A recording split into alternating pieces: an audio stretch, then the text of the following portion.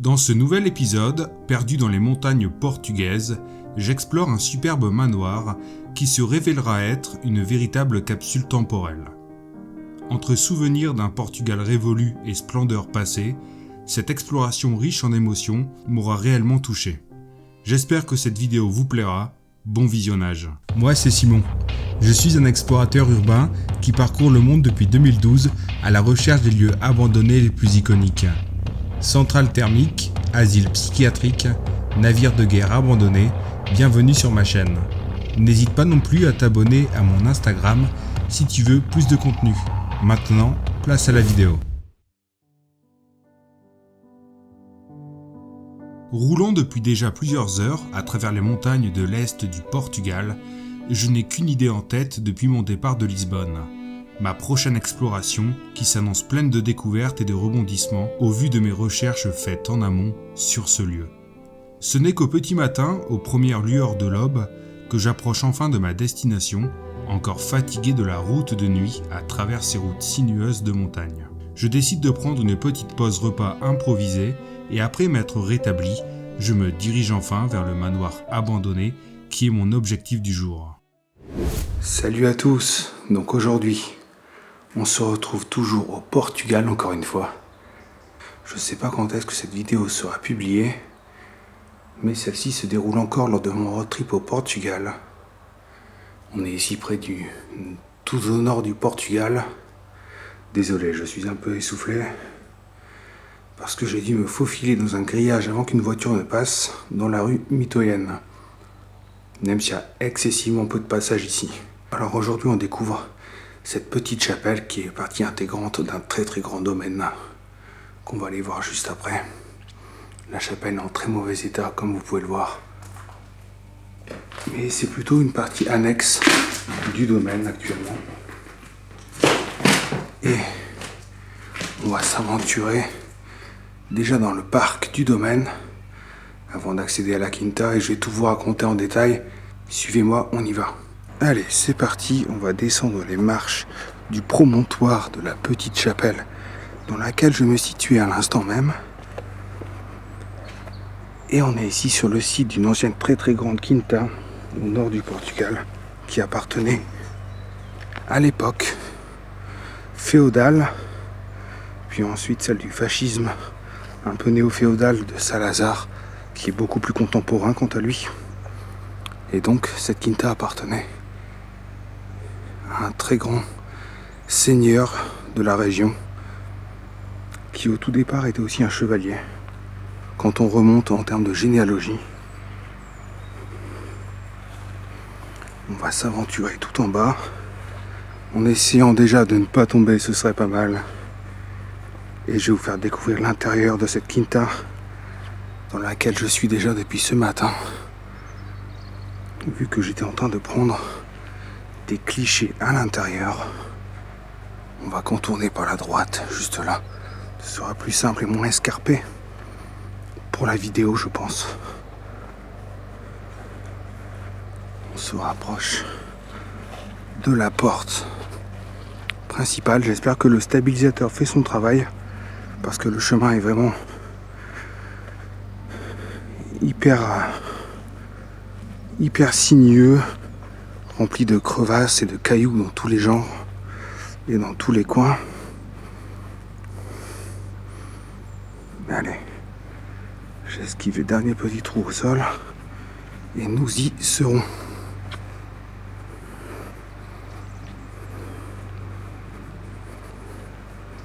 Et voilà. Personne à l'horizon. On est vraiment très très très isolé ici pour être honnête avec vous. Et sans plus attendre, on va aller jeter un petit coup d'œil, et même un gros coup d'œil si vous voyez ce que je veux dire à l'intérieur. Allez go!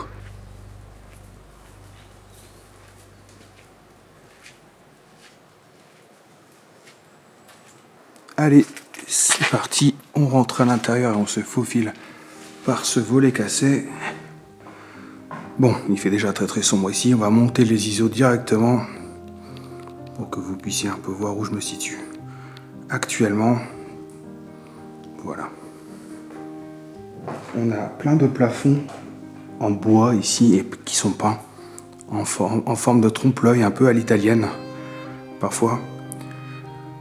Je vais tous vous les montrer dans des inserts, parce qu'ils sont vraiment magnifiques. Et vous allez voir, vous allez réellement être bluffé par la beauté de ces plafonds rustiques, un peu à la portugaise, fait tout de bois et de peinture. On va s'aventurer dans le salon, visiblement. Si j'en crois les fauteuils et canapés juste devant moi. Bon, elle est magnifique cette pièce, regardez-moi ça un peu. Quand je me retourne ici, on a un superbe piano qui est encore relativement en bon état par rapport aux infiltrations d'eau constantes dans cette bâtisse. Le tout orné de jolis petits canapés. Alors oui, pour ceux qui le verront et qui l'auront déjà certainement remarqué depuis bien longtemps, on est au Portugal ici. Et tout était beaucoup plus rustique évidemment, un peu en décalage aussi en termes d'avancée qu'en France. Donc en fait, si vous voulez, l'endroit dans lequel je me situe, c'est une quinta, une sorte de ferme en fait, une propriété de propriétaires terriens ici. C'est un peu l'homologue de l'hacienda à l'espagnol, si on veut aller par là. Et si on veut vraiment en tirer un petit trait en longueur, c'est un peu aussi l'équivalent du petit manoir à la française. En termes de comparaison assez facile à faire, si je puis dire. Donc maintenant, on a ici un portrait qui m'intrigue un peu, pour être honnête. Je sais pas, certainement un des petits-fils, peut-être, de l'ancien propriétaire. Bon, un peu mieux comme ça, si vous voyez ce que je veux dire, avec les ISO. Très très sympa. Et ce beau piano juste devant, qui est magnifique aussi.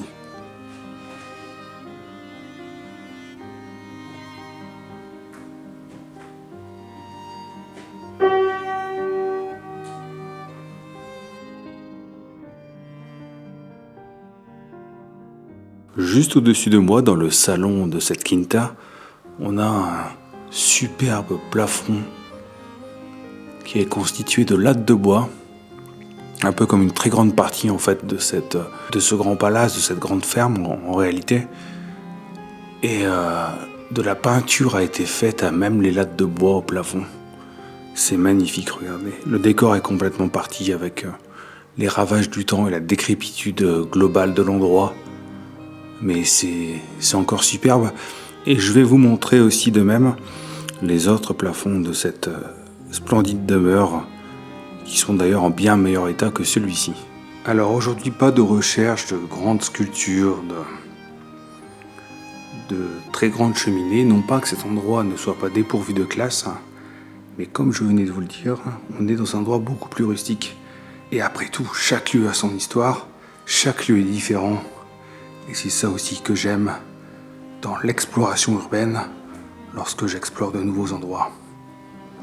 On va aller tout droit et voir un peu la pièce. Ah oui, c'est une double chambre à coucher ici.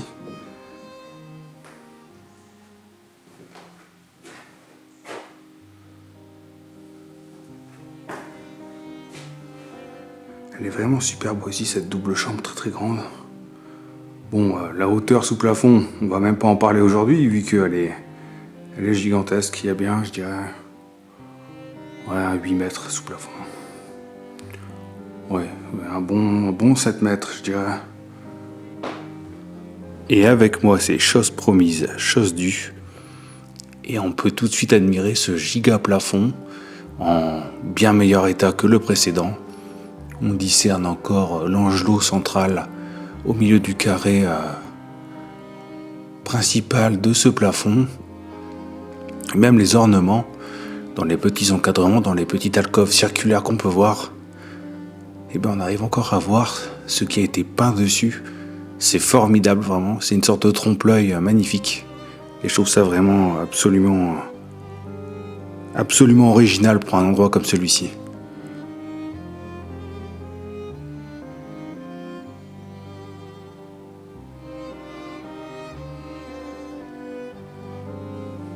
Pas beaucoup de mobilité dans celle-ci. C'est pourquoi je vous propose d'attaquer directement avec le couloir qui s'offre devant nous. Et on va aller voir un peu ce qui se cache au bout de ces pièces.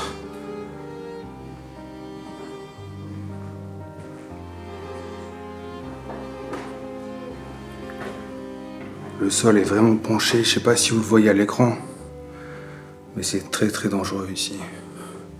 On a ici un superbe portrait de Marie. 2 gros lits faits de bois très robustes, très solides également. Une petite commode là-bas qu'on va aller explorer juste après. Il y a quelques papiers qui pourraient m'intéresser dessus. On a ici une sorte de petit recueil de cahiers déchirés de comptabilité. Ouais, les comptes, Keisha Comptage, les comptes quoi, un relevé de compte quoi, en fait manuel, manuscrit, dans lequel on a des sommes assez importantes. À mon avis, c'était des sommes qui devaient être exprimées en escudo, à l'époque où c'était encore la monnaie nationale du Portugal. Ouais, c'est impressionnant. Ouais, c'est ça. Devoir, à avoir. Donc le négatif, le positif. C'est vraiment marrant quoi, de retrouver ça encore. Qu'est-ce qui est marqué dessus? Alors, est-ce que j'arriverai à vous lire 2-3 trucs? Allons-y, pourquoi pas.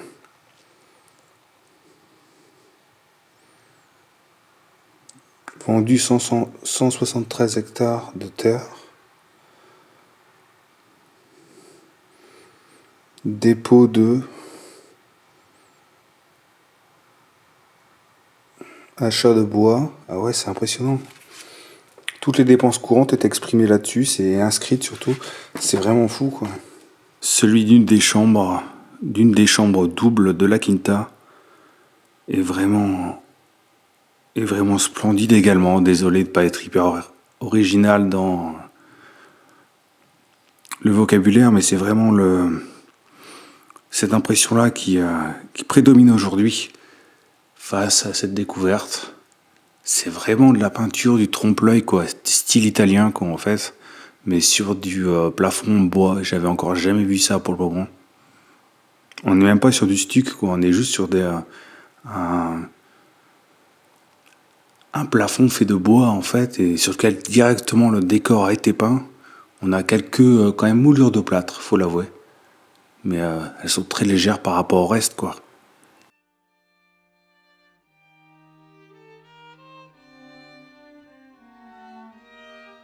Alors on est dans un tout autre décor que dans les manoirs français, je le redis encore parce que la différence est quand même flagrante ici. Et c'est ça que j'adore, le dépaysement que je peux potentiellement vous procurer grâce à mes vidéos et mes clichés. Donc là il fait super sombre aussi. On va aller à droite parce qu'à gauche la pièce est vide. Donc à droite, faisons très attention, le sol est effondré partiellement ici, j'ai pas envie qu'un drame ne se produise, donc on va y rester très peu de temps et longer les murs. Ouais, on a une vieille chambre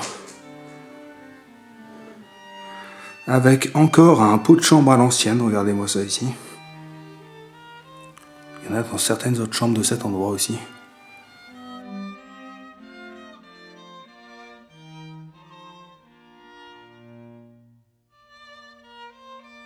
Nous sommes de retour dans le fameux couloir, un peu penché, partiellement effondré. Et maintenant, on va s'attaquer à l'autre aile de la Quinta, qui a l'air de nous réserver de très très très belles surprises. Vous vous en doutez bien. Allons-y. Ça, c'était la double chambre de tout à l'heure. Bon, allez, on va aller tout droit, pourquoi pas.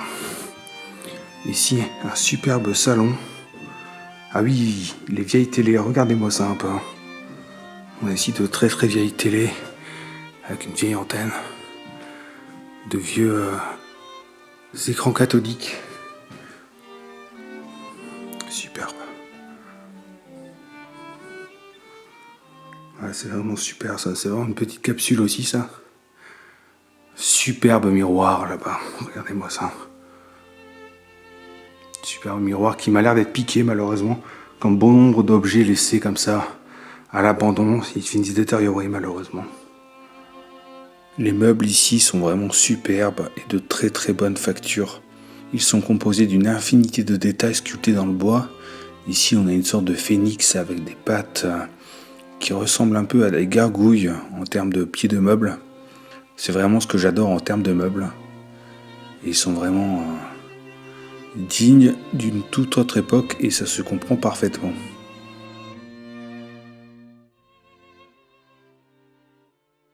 On a encore tout un tas de papiers administratifs relatifs au comte qui devait très certainement vivre ici, ou à son descendant du moins.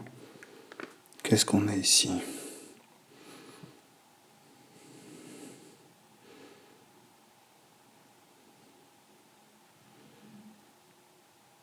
« 21 litres d'huile à 9$.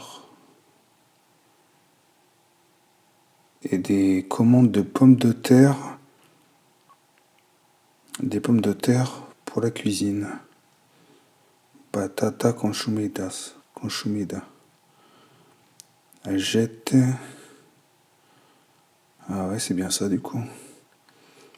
Portugais approximatif, comme j'ai pu vous le dire.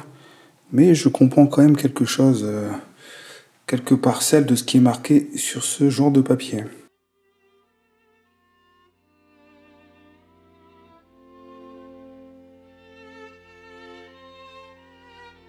On va aller explorer la salle de réception qui m'a l'air aussi grandiose, pour être honnête.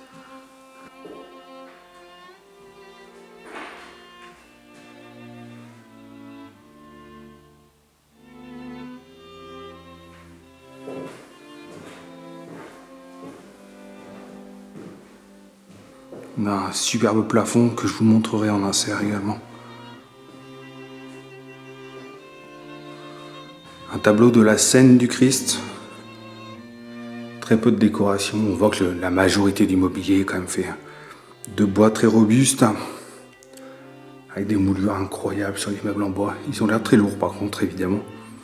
Et on voit que le mobilier était simple, modeste, mais pour l'époque, quand on remet ça dans le contexte du Portugal, ces personnes-là avaient quand même un très grand toit, une très grande propriété de terre aux alentours où travaillaient les paysans. Ça, je connais bien, pour être honnête, sans rentrer dans trop de détails, si vous voyez ce que je veux dire. Et au niveau du Portugal, je parle.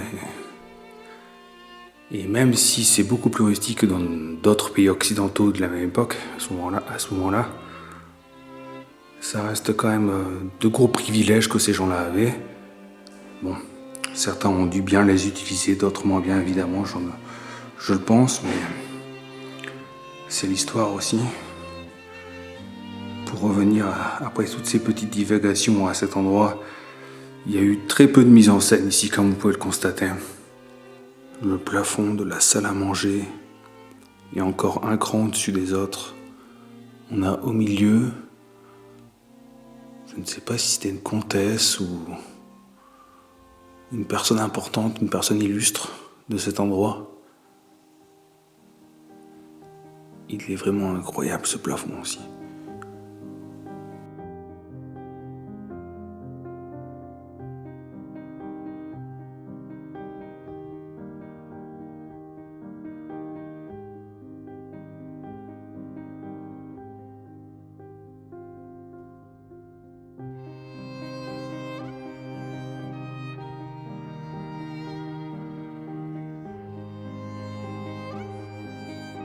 Alors ici la cuisine, il me semble, l'arrière-cuisine plutôt. Mais je ne vois pas d'âtre où le feu était préparé. Peut-être dans les pièces en dessous, qui sont complètement écroulées malheureusement. Je vais vous le montrer après.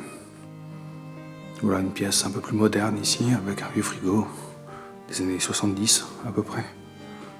Et voilà, quand je vous dis que c'est effondré, ce n'est pas pour faire mon timide, mais c'est, regardez-moi ça un peu ici, tout est complètement effondré.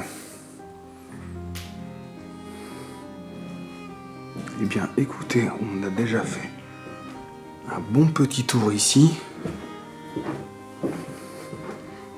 Je vous propose d'aller jeter un petit coup d'œil à la dernière chambre à coucher, la principale du coup.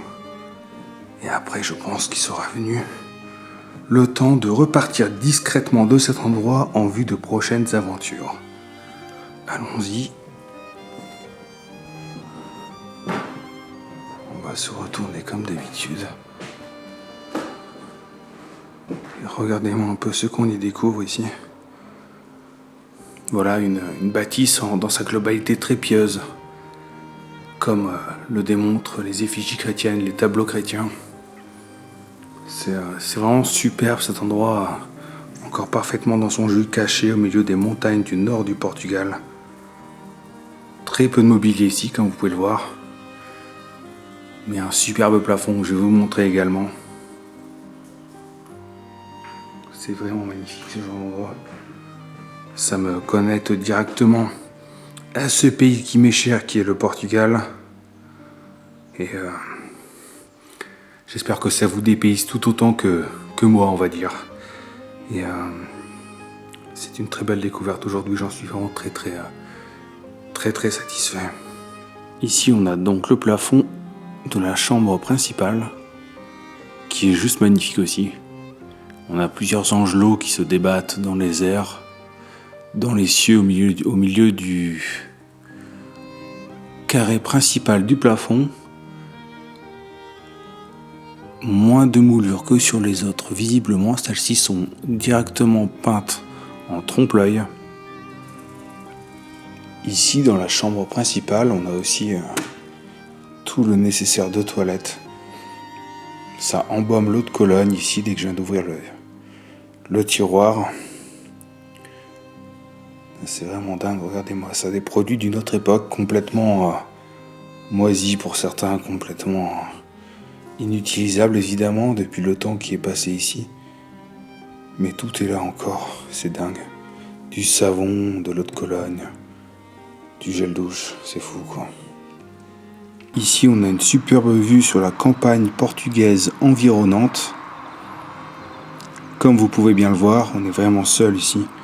On est perdu dans les montagnes de l'est du Portugal, au creux d'une petite vallée, où se trouve cette quinta, abandonnée depuis des décennies.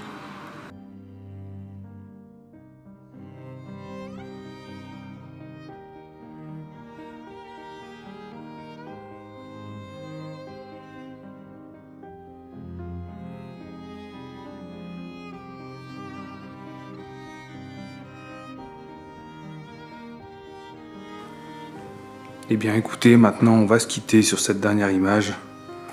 Moi je vais ranger le matériel, repartir à ma voiture, vers d'autres aventures et d'autres sites à explorer pour vous préparer de superbes vidéos, qui j'espère vous plairont également. Écoutez, on va se quitter sur cette dernière vue, de ce lit entouré de mobilier vétuste, d'une toute autre époque. Portez-vous bien et on se dit à la prochaine dans un futur épisode. Salut! Cette vidéo est maintenant terminée. Je suis bien retourné à ma voiture et j'ai repris la route vers d'autres lieux à explorer. N'hésite pas à liker, commenter la vidéo et à t'abonner à ma chaîne, c'est le meilleur moyen de me remercier pour mon travail. À très vite dans de futurs épisodes.